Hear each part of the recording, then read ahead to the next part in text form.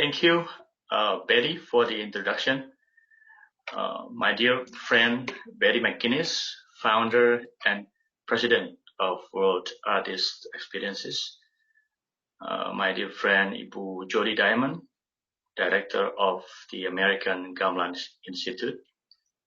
Volunteers, members, and patrons of World Artist Experiences. Ladies and gentlemen, friends of Indonesia. Good evening, everyone.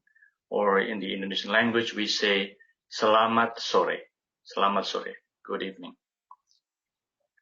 As briefly introduced by Betty, for those of you that I have not had the honor to meet yet, my name again is Yudo Sasongko. I'm the coordinator for public diplomacy at the Embassy of Indonesia here in Washington, D.C. First of all, on behalf of the Embassy, I'd like to take this opportunity to express my utmost appreciation to everyone from the World Artist Experiences who have worked hard with us to make this event possible. I would also like to extend my greatest appreciation and warmest welcome to all of you who are joining us in this event. I know that you can be at any other places at the moment, but you chose to be here with us to learn more about my beautiful country, Indonesia. And for that, we really appreciate it. Allow me also to appreciate and recognize the presence of our distinguished speaker, Ibu Jody Diamond. We at the Embassy of Indonesia highly appreciate her passion, her works, her persistence, and her dedication to promoting and strengthening the friendship of Indonesians and Americans through music, particularly through the gamelan. The gamelan has been a long-standing revelatory inspiration for Western classical music, and it can be traced back around 120 years ago. In fact, one source even mentions that no other non-Western musical genre has impacted so powerfully on the Western tradition. And not only did the magical sounds of the gamelan inspire many well-known composers, as we have heard, the actual compositional techniques of the gamelan, the layering of the sound, were also studied and applied. For example, a pioneer, Claude Debussy, was a witness of how gamelan's soothing, sublime, and serene nature has transformed as well as counteracted with Western classical music, even cleansed it, he claimed.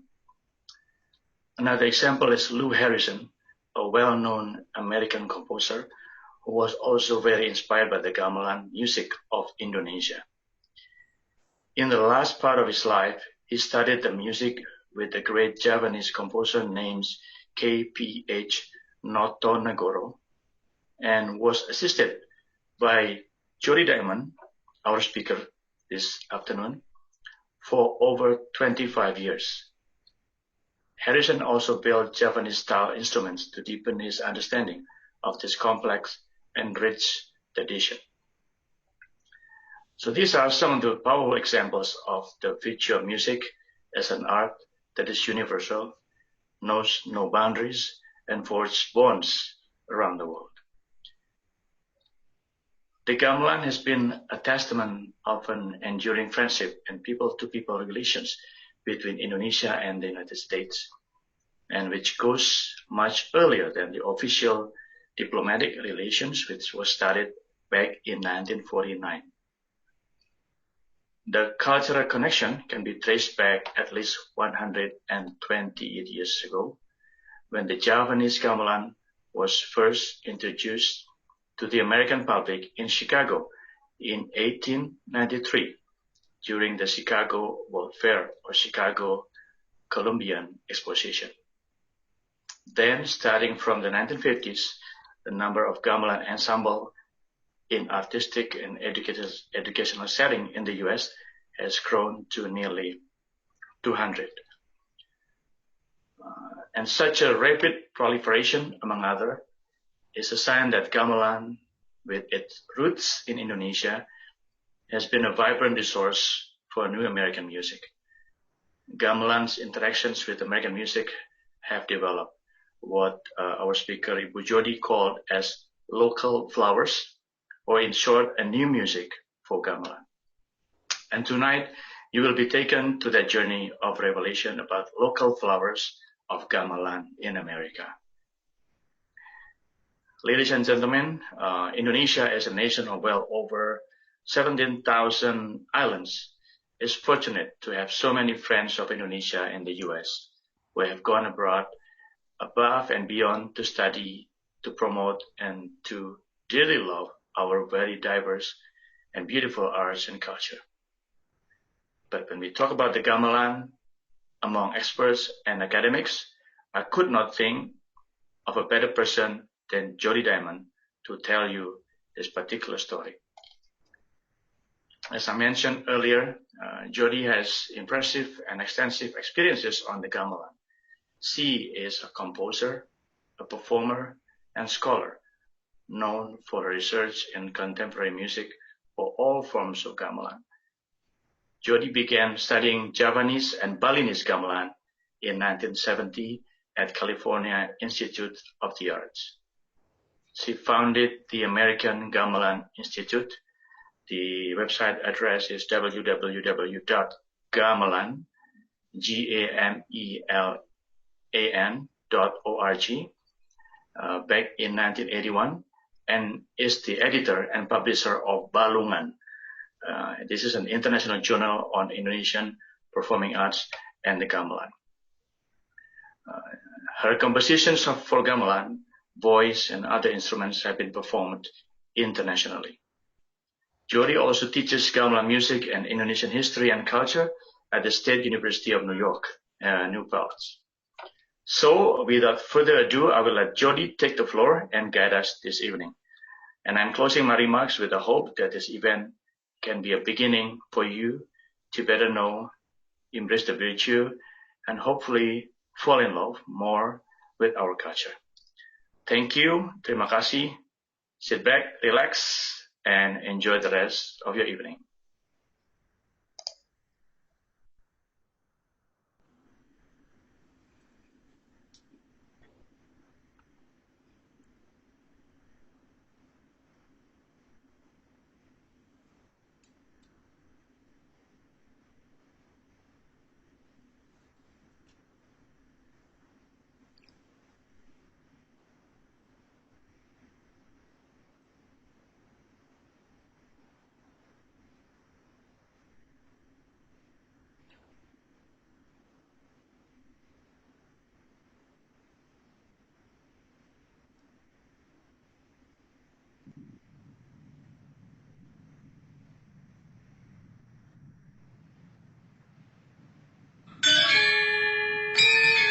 Gamelan is like orchestra.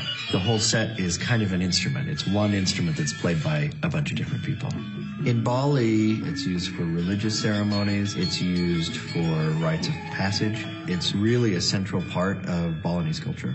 We started our ensemble in 2008. Our instruments were made by one of the best-known, respected instrument builders in Bali. Our gamelan is called Gamelan Bintang Wahyu, but roughly translates as Star of Vision. But also the words Bintang Wahyu are a play on words, because if you take out one of the syllables, Bintang Wahyu is BYU. One of the tricks about playing these instruments is you play with one hand and then you sort of unplay with the other hand.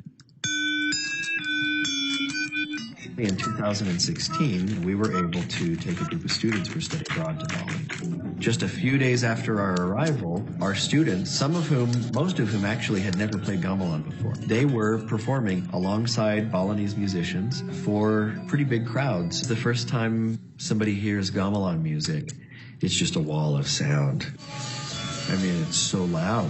You have 25 or 30 people in a room banging wood against bronze. Gamelan can sound pretty chaotic. You know, there's all these high pitches, low pitches, and it's all very metallic sounding. You kind of just have to appreciate how big the sound is. The culminating event was a concert here at BYU. We were privileged to have Ima de Lasmawan, who is one of my Balinese teachers and one of our hosts in our study abroad there in Bali. I told the students, he might change stuff. And sure enough, he changed up a lot of things. He was very, very expressive, and if we weren't playing something right, he'd look over at us very pointedly and emphasize what he was playing. A hands-on approach to teaching and a hands-on approach to mentoring is really central to how this music works. They're sitting down alongside players that can help them learn their parts.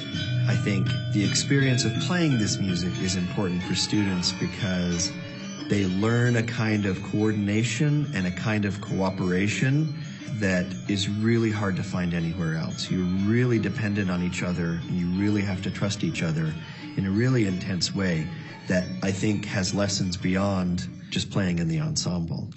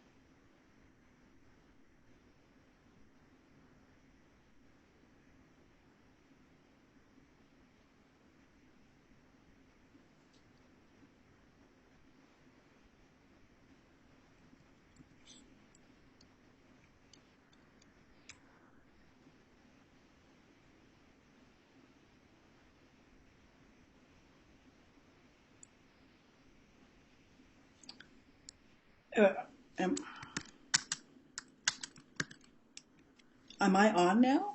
Yeah, you're on. Okay, I couldn't tell. Well, I apologize for that misunderstanding. Good evening, everyone. I'm Jody Diamond. I probably love gamelan more than anyone you've ever met. I've been playing for 50 years, and I love it today as much as I did the very first time that I played. In the 1950s, a musicologist, ethnomusicologist named Mantle Hood started the Institute for Ethnomusicology at UCLA. And he did something very different from what other people studying comparing musics had done before. He said that if you wanted to understand a music, you should learn to play it first. And what this meant was people learning about another culture, another music. They had a direct experience of that music as a way of understanding it. And in those experiences, what happened was that music became part of who these people are. So today you have in the United States close to 200 different gamelan groups. In Japan, there's dozens. In England, there are 30 countries outside of Indonesia where you can find sets of instruments that we would call the gamelan. And I'll tell you a little bit more about that in just a moment. But what that means is that Indonesia has given a gift to the world of not only something that we can watch and appreciate and enjoy, but something that can become part of who we are, part of a music, a creative, performing art that we can participate in. And that makes it different from studying any other music by just listening to recordings. I do want to take a moment to talk about what we mean when we say gamelan, in case some of us don't hear that word yet every day. I'd like you to imagine a symphony orchestra. Get that picture in your mind. You have all the instruments are on the stage and the people are all there. And we think of that. That's an orchestra. That's a group of people who use instruments to show their musical taste, their talent, their training. Now, imagine that all of the people in the orchestra laid their instruments down on the stage, put the cellos on the floor, the violins maybe better on the chair, and all the people left the stage, and all you saw was this set of beautiful instruments just sitting there. Would we say that the orchestra was on the stage? in that situation? No, of course not, because there's no people. The people went out for coffee and they left their instruments behind.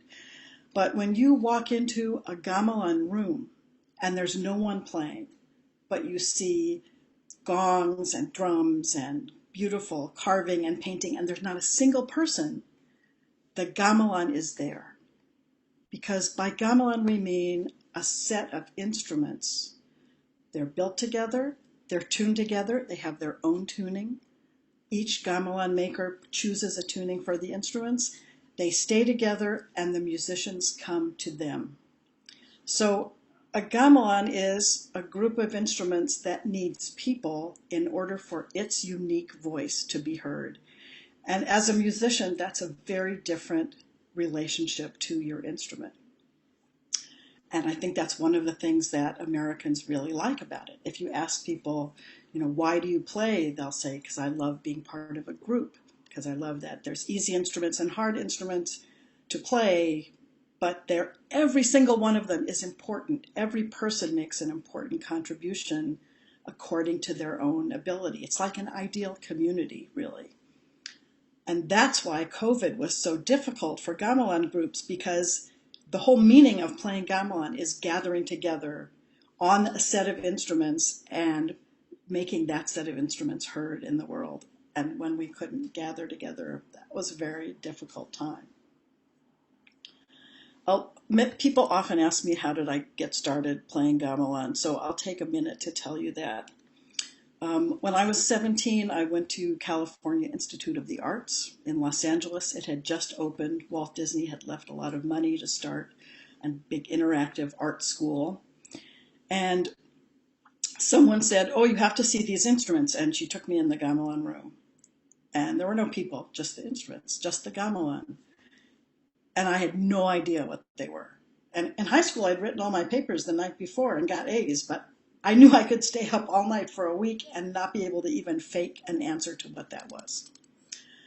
The head of the program, Robert Brown from Wesleyan, was in Indonesia getting our teachers, but one of the students who was still there offered to give me a lesson, and we sat down on either side of one of those bronze instruments, and he started playing and gave me a mallet and said, here, follow me.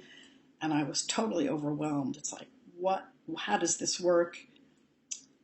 And at a certain moment, I looked down and my hand was playing by itself, the right notes. And I was just very calm and still. It was like the gamelan had borrowed my hand and was playing, using it to play. And then I heard a little voice in my head that said, I'm going to play this music the rest of my life. And in September, that'll be 51 years ago. And I still have that same moment of fascination. And many, many people that I know play because you become part of a group, part of the instrument. Nobody stands up, no one waves their hands, no one's it's just everyone working together to be able to hear this incredible set of instruments. And you saw in the first video that there's a big element of cultural experience to playing gamelan. Students can go to Bali or go to Java and interact in a very different way from being a tourist, because gamelan music becomes part of who you are. And that's a very different basis for cultural interaction and cultural understanding. And now I want to talk about some of the other kinds of interactions that happen when American artists learn to play gamelan and become inspired by it. Because it is a creative art, and human beings, by their very nature, we're creative. We create with whatever we experience. And so Americans, too, have been inspired by the gamelan to create new music.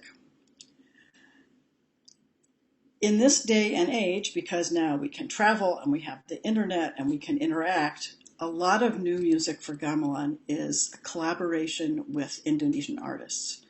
So it's not happening like, new music is in England and other, traditional music is over there in Java. There's new music everywhere, and there's incredible, wonderful composers in Indonesia as well. And so American composers are really inspired not only by learning the classic music, which teaches us what the instruments are like, but also interacting with contemporary artists from there. So the next thing I want to show you is an example of that. You just saw a Balinese gamelan in the first video clip. Now you're going to see a Javanese gamelan. This is one of the best American new music groups. It's Gamelan Pacifica. They're located in Seattle. And in this clip, they're working with a wonderful composer and singer from Java named Penny Chandrarini. And I unfortunately only can show you a section of the piece. It's called Lintang, which means star, and we will listen to it now.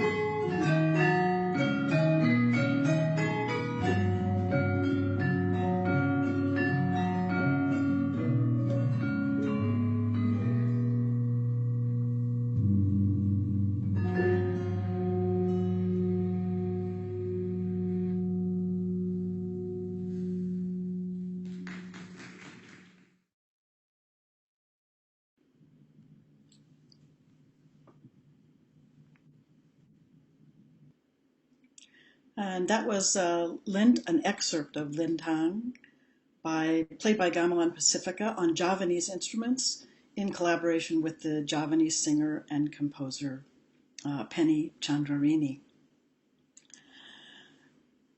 The wonderful thing about gamelan is it can accommodate and welcome many, many different kinds of musical ideas, processes, and styles. One of the things I love about classical Javanese music is that it's a combination of fixed and flexible elements. So every time you play a piece, there will be something that's the same that identifies the piece, a melodic structure and a metric kind of punctuation of that structure. But then all those other instruments, the parts are created in real time by the players. And so those parts will be different every time. And so it's kind of like every piece in a way is a new composition. and things are not notated, they're not written down, except for the structure, the thing that stays the same. It would be like if you had, a recipe for chicken soup, and every time you knew you were going to put in chicken and water and carrots, but you didn't know what spices you would put in. You could change the spices. You could add other vegetables. You could put curry powder in it, but you would know it was chicken soup, but it would be a different experience every time. And classical Javanese music is kind of like that. What this means is you can take lots of approaches to composing for gamelan. And I myself tried something that I'm going to show you an excerpt of, a piece that I did. And what you need to know about this is there is no score. None of the notes are written down. There's just a recipe. There's a text that says, do this, then do this, then do this. And then the sounds that result from following the recipe become the piece. So this is a little taste of that approach to composing for gamelan, a piece of mine, a part of it, called Bonan, Kanong for Bonan, you'll see. We can play that now.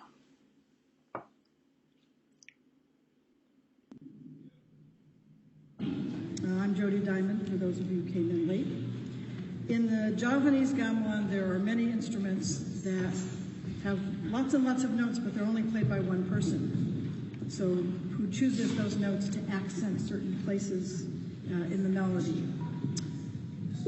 I had the idea, well, what if you had enough people that you could play all of those notes instead of having one person just play one at a time? And I had spent a year interviewing experimental composers in Indonesia, and I was inspired to do something like they did with instruments that you don't usually do. So this was written originally for an instrument called kanong, which is a bunch of big gongs, but it can be adapted for other instruments. So tonight we're doing it for an instrument called the bonan. So this is kanong for bonan.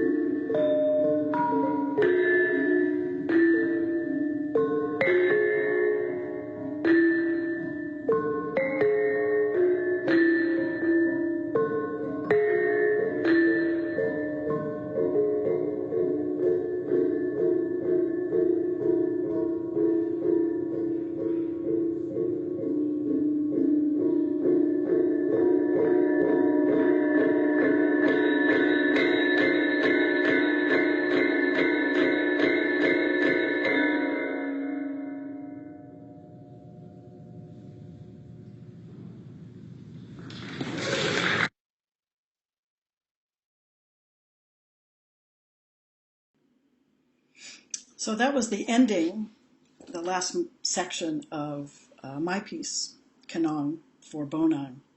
I want to tell you that that was played by Gamelan Son of Lion, which is located in New York City, and it is the longest running composers gamelan group in the United States. They've been playing for well over 25 years. Every member of the group is a composer, so every concert usually has a piece by every member of the group. They've also commissioned hundreds of new pieces from Indonesian composers, from Irish composers, from American composers, and they've really contributed to making New American music for gamelan, a very strong and robust tradition of its own. When people talk about gamelan, you will often hear the name Lou Harrison.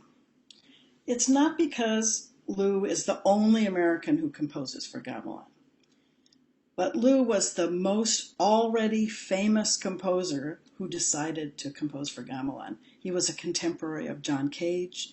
Together they kind of invented the idea of percussion music as art music. He studied Korean music, he studied Chinese music, and has just written beautiful, beautiful pieces of all kinds. So you'll enjoy looking up Lou Harrison's music if you have a moment to do that.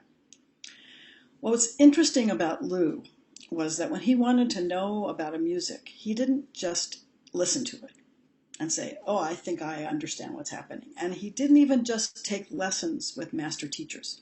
He would build instruments and tune them and study the creation of the instruments as a way to also understand the creation of the music itself. And so now I have the pleasure of playing for you a rather long moment. It's going to be 13 minutes, a movement from a piece of his that I directed.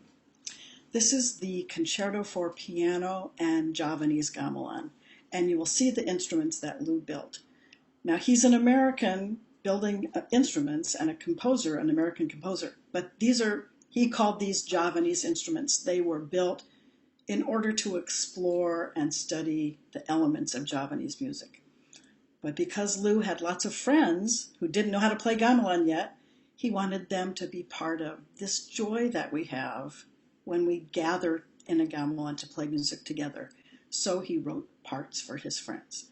And he had a very good friend, Belle Bullwinkle, who was a pianist. And so he said, well, I'll make a piece for piano and gamelan, and then you will see how wonderful it is to play gamelan. So I'm going to share a little bit of that with you tonight. This was a performance at MIT, and there's an introduction at the beginning by Evan Ziporyn, another wonderful American composer for everything, but also with a very deep knowledge of Balinese gamelan. And he had invited me to bring the instruments there, and this was the culmination of our work together. So please enjoy the first movement of Lou Harrison's Concerto for Piano with Javanese Gamelan, played by the gamelan players of MIT and directed by Jody Diamond on the drums. This particular project is the culmination of something that we started this summer when we realized that an incredible influence and person of the 20th century, Lou Harrison, composer Lou Harrison, that this was his centennial. And we also realized that we had one of his great champions and also, in fact, his teacher of Javanese music, Jody Diamond, in the area, along with the instruments that he and his partner William Colvig built. So these instruments that you're seeing on stage were actually built by hand by Lou and Bill, and named after their patron, Betty Freeman, and they are gamelan Si Betty. They are in the style of a Javanese gamelan, although they have some touches that are uniquely Lou and Bill. The tuning was picked out by Lou in collaboration with his other Javanese teacher, the master Pak Chokro, and the designs are from a Pennsylvania Dutch floor pattern that Lou and Bill painted themselves. To do this piece, this is a piece he wrote in the 1980s for his friend Belle Bullwinkle and his own gamelan, which Jody was a part of. And she has been incredibly generous in teaching us to play traditional Javanese style and then teaching us how to do Lou Harrison's take on Javanese style for this piece. It's in 3 movements. It's both follows Javanese form, which is similar to the forms Leslie was showing you in the first half, but it has his own unique sense of melody and drama. We did this 2 months ago at the ICA. Were any of you there for that? All right, well, so I don't have to say anything more. So that was, thank you for coming again. So we played with an incredible pianist, Sarah Cahill, sends her regards. She's in Japan right now playing Lou Harrison's music there. But the thing is that there's such a depth of talent in this ensemble that while she was away, I just kind of asked one of the members, Nick Joliat, if he could just kind of sub for her on the piano part during rehearsals. And so Sarah was amazing and she sounded incredible, but he sounded so good that we just thought, well, why don't we just do it again with Nick? You know, he's in the neighborhood. And so he is there at the piano, and we're just thrilled to play with him. This is the end of the residency of C. Betty at MIT and Jody's residency with us, and so we're a little bit sentimental about that, but hopefully it's just the end of this incarnation of it, and we'll have her and the instruments back again in the future. In any case, it's just been incredibly enriching to play this music, and to work with her, to work with the ensemble, so that's enough said. This is the Lou Harrison Concerto for Piano with Japanese Gamelan.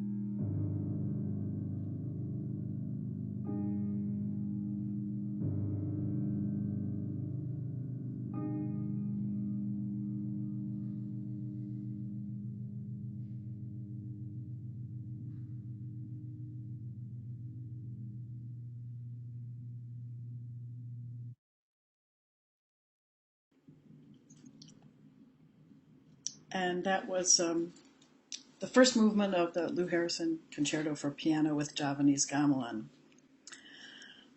I hope that you've enjoyed this little look inside the world of gamelan in America. The gamelan has inspired us and allowed us to become part of Indonesian arts in a way that wouldn't be possible any other way. And so Indonesia is now really part of all the hundreds of people in America and in other places who have had a chance to be part of this music and to play it. And for that, we are very grateful. And also Indonesia has shown us that you can be that a tradition is a living tradition that can welcome experiment and collaboration and all kinds of new ideas founded on this rich bedrock of traditional music and dance and shadow puppet theater and so many things to discover. What I'd love is for each of you to get a chance to play gamelan. So what I'm hoping you'll do is go to gamelan.org, Gamelan, like Gameland, but no D, and look in the directory. There's a list of all of the gamelan groups in the United States, and if there's one near you, please pay them a visit and say you would like to play, because playing the instruments is a completely different experience from watching them, and that's what I would wish for each person who's listening tonight, a chance to actually play the gamelan and have Indonesia bring inside of you this incredible music. And this is why it comes from Indonesia. These are our roots. This is the teachers that we respect. And then when it gets planted in our own culture, we get distant flowers of all kinds. And that's happening all over the world, at all the places where you can find the gamelan of Indonesia. Thank you so much. And I would be happy to answer any questions that anyone has at this time. I want to thank Jody Diamond, and it's great, and we thank you and Minister Counselor Sasango for being here and for answering our questions so that we can have some dialogue with you. So there's some questions here that we'd like to, that have been put in the question and answer box, that if I might just read those. How many types of gamelan are there? And are all the instruments of Indonesian tradition?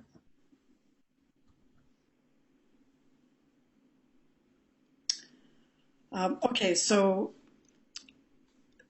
Indonesia has 17,000 islands, as Pat Yudo said in the beginning.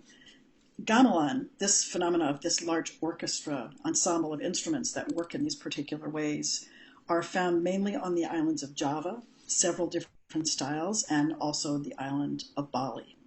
There are many kinds of gamelan. There's gamelan in West Java, there's Central Java, East Java, several kinds of gamelan in Bali. What do they all have in common? Most of them have a gong, a large gong that marks the end of a melodic journey. I think of the gong as the period at the end of a beautiful sentence. Most of them have some kind of melodic structure that defines the piece, and most of them allow composers and musicians different ways of filling in and flowering and beautifying that structure. There's another part of this question: how many instruments can you play? And that's another way that a gamelan is very different from an orchestra, because the training for a gamelan musician is to learn to play every instrument. And I think when you do that, that means the whole gamelan is inside of you and you hear everything in a very important way. So that would be part of what you would have to do to learn to play. Go ahead. There's another question that says, what are the primary functions of the gamelan, or when are they used most? Oh, the primary functions. Historically, the gamelan were part of a court tradition, and they were played for royal ceremonies, and but also to accompany sacred dances and different kinds of puppet theater and human theater. And in modern times, there have been the establishment of many conservatories and national universities of the arts, which are also a very important place now for the study of the arts and the performance.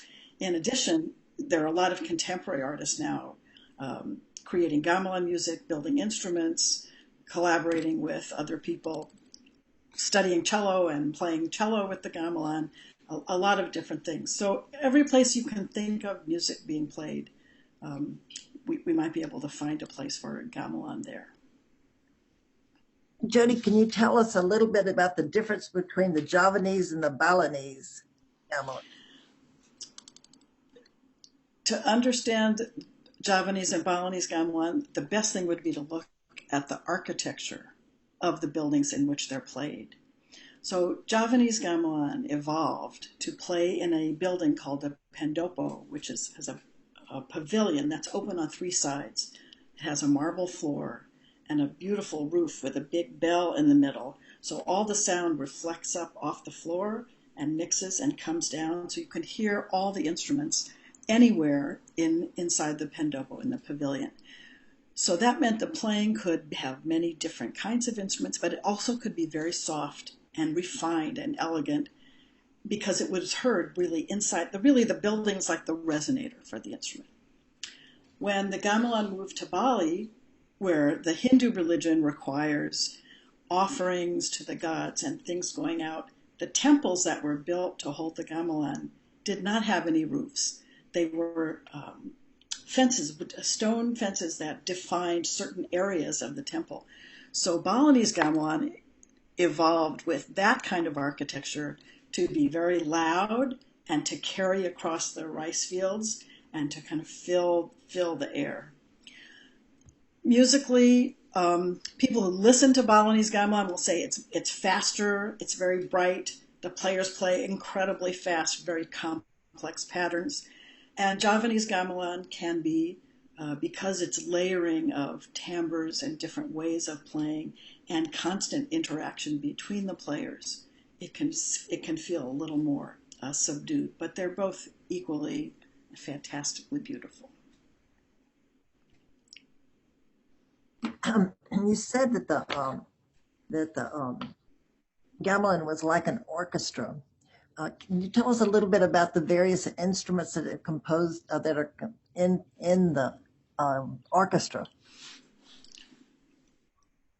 Right, and there's also, Alice has a question about what would you play? What does it mean to play the gamelan? So you start with. All right, so in the videos that you saw, there were some instruments that are played with one hand and then muted with the other hand. So they only have to play one note at a time. And most beginners would start with that part. But it's a very important part because it's the melodic structure of the piece.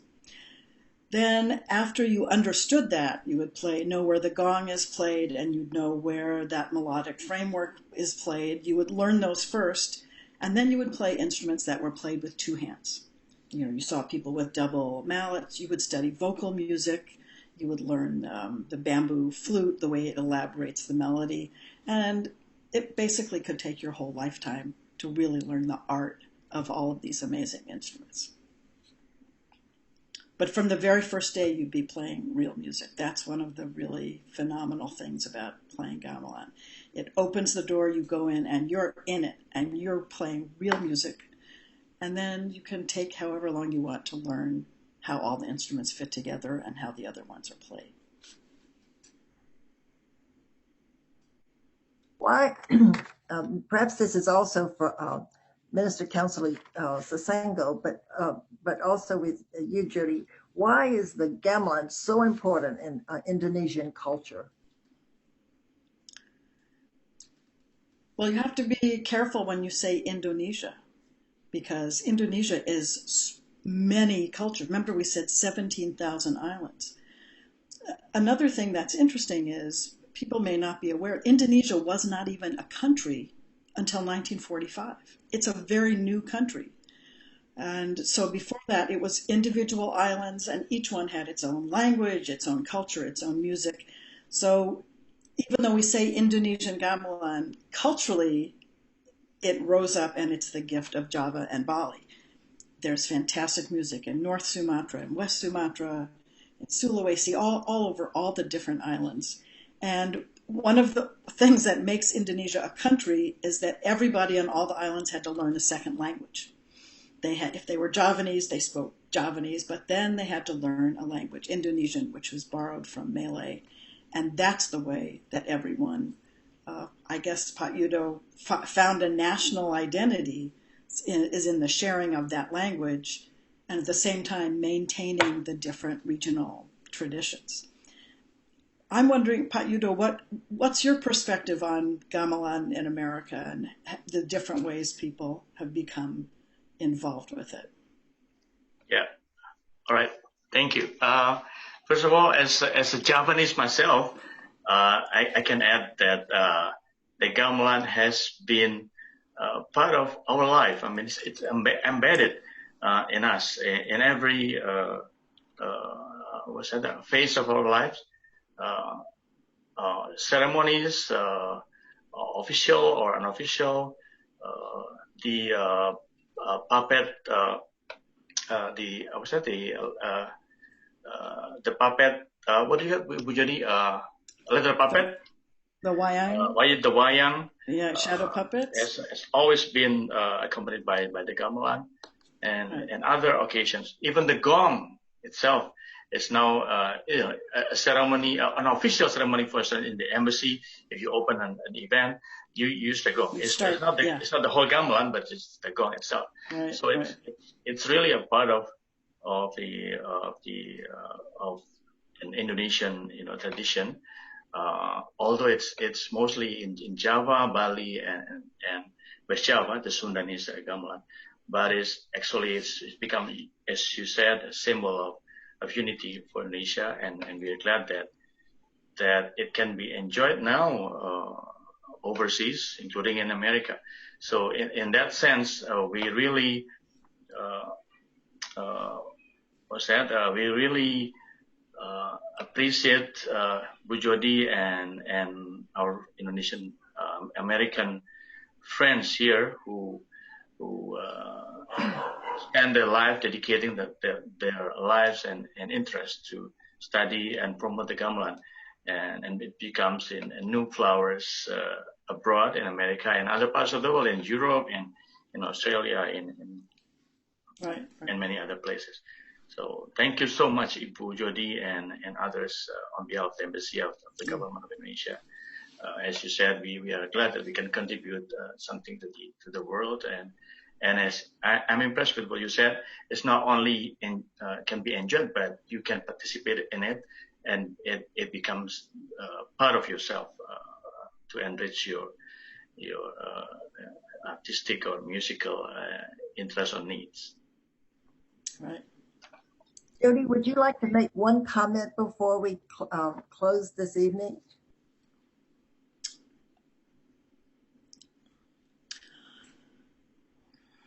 I guess I would say that the balance between what we think of as traditional music and new music, that they're really not very far apart. That it's creativity and exploration that keeps a tradition alive. And I think gamelan is very much like that. There was a Javanese, he was a doctor and a dancer named Humar Dani, and he founded one of the first conservatories to study gamelan and other arts in Java. And he said, we've decided the direction that we want. We're not a museum. We're not here to maintain a fixed set of cultural ideas or expressions. This is a living art that's part of everyone's life, and so it's going to keep developing and changing and exploring. And I'm very interested in all over the world how the gamelan brings the richness of the tradition and then inspires everyone to participate in its ongoing living creation. Thank you. And Minister Councilor Sasenko, would you like to make one final comment about Indonesia and the gamelan? Yeah, just one thing I forgot to mention. if you want, or if you are interested in playing the gamelan, and if you are around the DC area, the embassy has a free classes of gamelan, Balinese and Javanese. We do have both here. Of course, because of the pandemic, the classes are stopped, but hopefully in the near future or not a long time, we can open that again, and I can give the information to Betty if you want, if anybody listening to this program are interested in joining the classes. Yeah. Meanwhile, the embassy has been wonderful at sponsoring several online classes that people can participate in. There's a singing class with the leader of the Javanese gamelan. There's a dance class, and also several levels of language classes. So you don't have to wait for the pandemic to be totally over if you want to make Indonesia part of your life. Thank you, Jody, for the addition. Jody, we want to thank so much Jody Diamond who brought us the gamelan instrument and made it live for us to learn about it. An instrument many never heard of, and to share with us the wonderful music of the gamelan, not only in Indonesia but here in America. We are grateful to Minister Councilor Sasanko for making this evening possible. We've been working on this for a number of months, deciding what to do, and it's been very special to learn about it. It's wonderful, wonderful music of the gamelan. And I will say that it's going to be with great sadness that we see you leave your post, because it's been such a joy to work with you over the years. And also, I want to thank Jimmy, your other colleagues who helped to organize the evening. To Samantha Ortiz for helping with the technical tonight, and to David Mitchell for his communications team. And let me say to you, the great audience, you will consider joining our wonderful teams to continue to build World Artist Experience in the future. So join us as we continue our conversations with the world. Thank you again for joining us, dear friends, and good evening. Thank you for having me. Good evening. Thank you, Betty. Thank you, Ibu Jody. Matur nuwun, Pak.